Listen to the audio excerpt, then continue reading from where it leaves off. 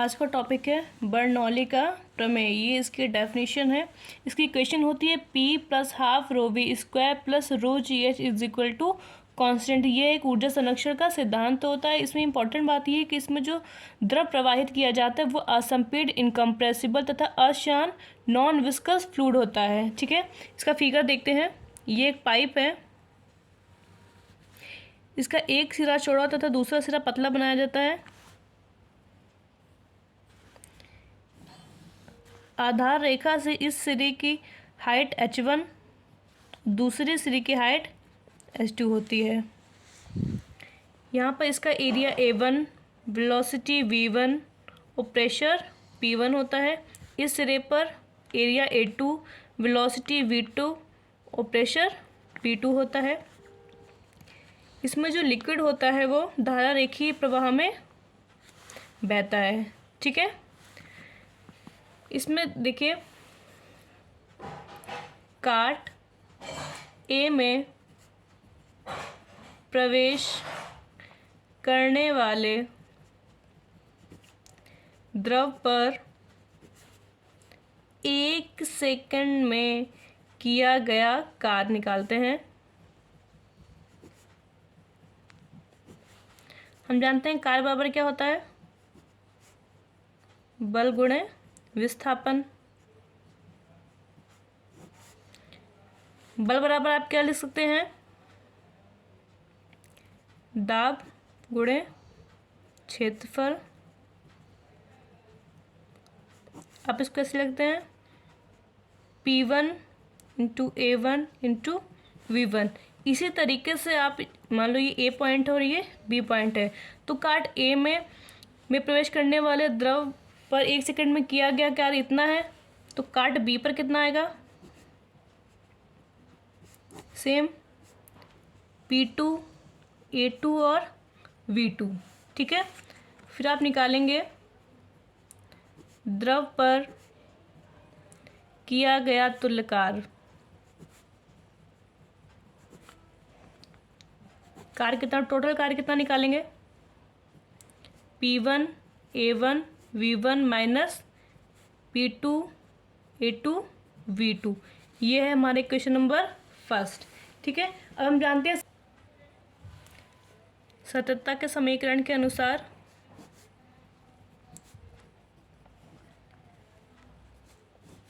के समीकरण से प्रत्येक काट पर 1 सेकंड में प्रवाहित आयतन समान होता है, अतः हम जानते हैं सततता का समीकरण क्या होता है, A1 V1 is equal to A2 V2। ये इक्वल होता है मास अपॉन डेंसिटी के। ठीक है, फिर हम निकालेंगे द्रव पर किया गया तुल्य कार्य।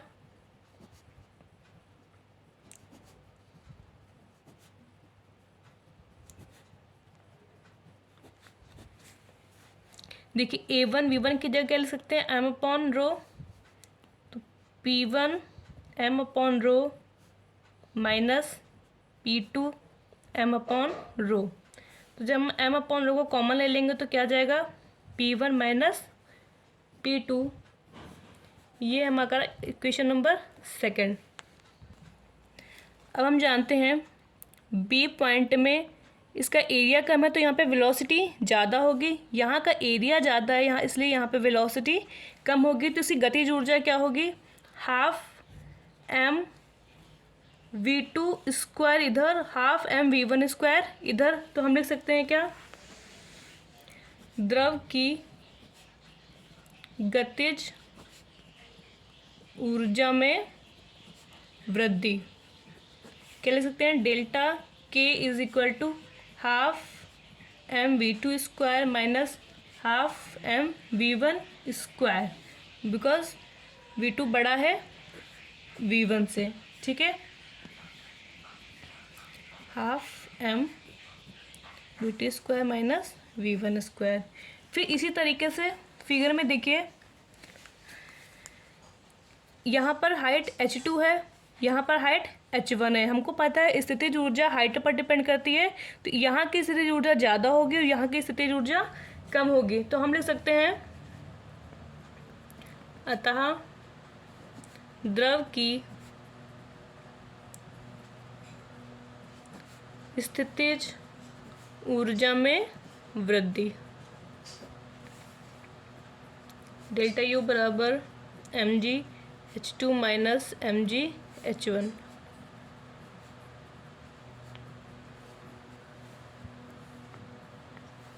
अब लिखिए द्रव की कुल ऊर्जा में वृद्धि।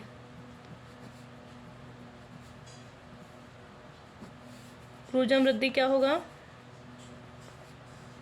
12 m2 square minus v1 square plus mgh2 minus h1। अब हम ये तो जानते हैं कि द्रव की यह ऊर्जा वृद्धि द्रव पर किए गए तुल्य कार्य के कारण होती है, और ये एक ऊर्जा संरक्षण का सिद्धांत भी है। फिर क्या लिखेंगे? द्रव पर किया गया तुल्य कार्य बराबर द्रव की कुल ऊर्जा में वृद्धि।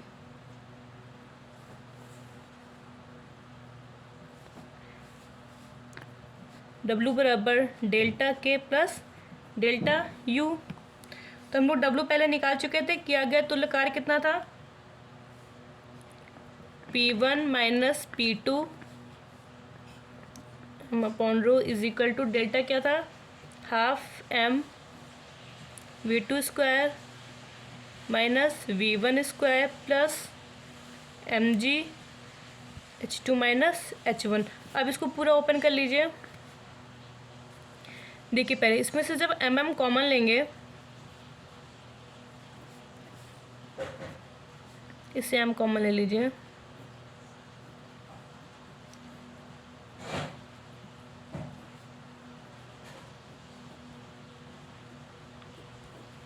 इससे m से m कट जाएगा।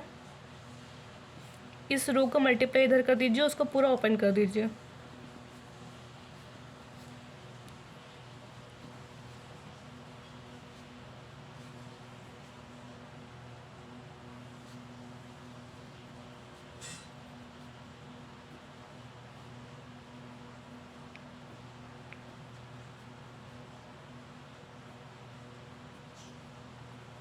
जो 1 1 वाले टर्म है वो एक साइड ले आइए, जो 2 2 वाले टर्म है वो एक साइड ले आइए।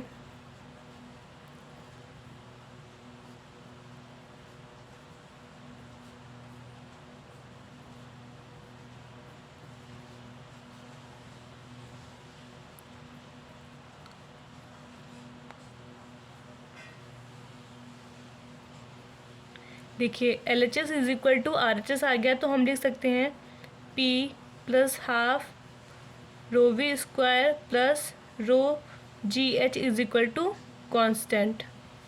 यही होता है बर्नौली की प्रमेय। प्रूव हो गया ये।